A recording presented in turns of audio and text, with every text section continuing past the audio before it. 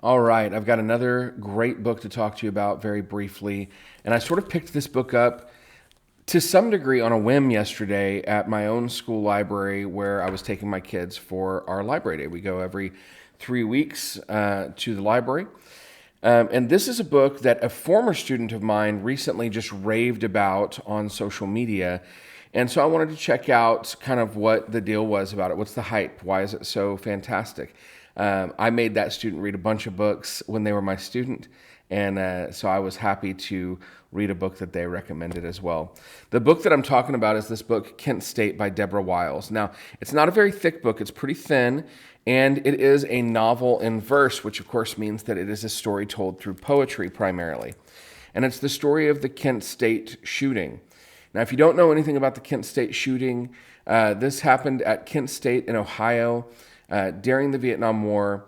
A bunch of students gathered to protest. There was some damage done on the campus. The National Guard was called in, and they shot and killed 4 college students and injured 9 others and fired hundreds of rounds into the crowd. And this is sort of the story of that shooting. What's very interesting about this, especially being told through verse, is that there are a bunch of voices, and it does not specify. It's not like Jim says this and Bob says that. It is just a bunch of different voices that are primarily notated by use of different fonts. So one font kind of equals one person. And this is a lot of different people's perspectives on that shooting, people who were sort of there on that shooting, coming from a lot of different backgrounds. So one of the voices is a member of the National Guard.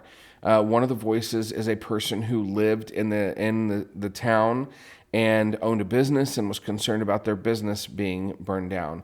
There's several voices of students of all different backgrounds, including students who didn't agree with the protests, including students who wanted to do a whole lot worse than what happened, as you know, and have no faith in the government, and including a group of black students who also tell the story of another shooting that happened at Ohio State literally the day before that most people don't even remember.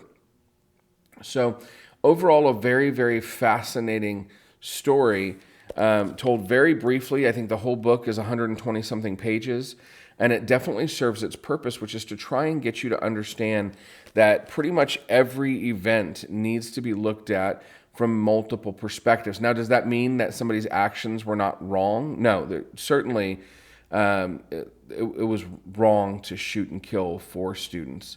But does that mean that, and injured 9 others, and all that, but does that mean that it could do us good to understand what led to that?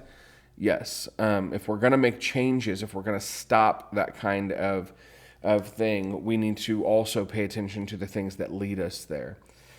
So overall, very powerful story. It has in the very beginning and in the very end some prose, just kind of to bookend the actual story, but a vast majority of it's told through verse. I read this over a period of about 30 minutes, and so it's a quick read, but I think that you should definitely pick it up.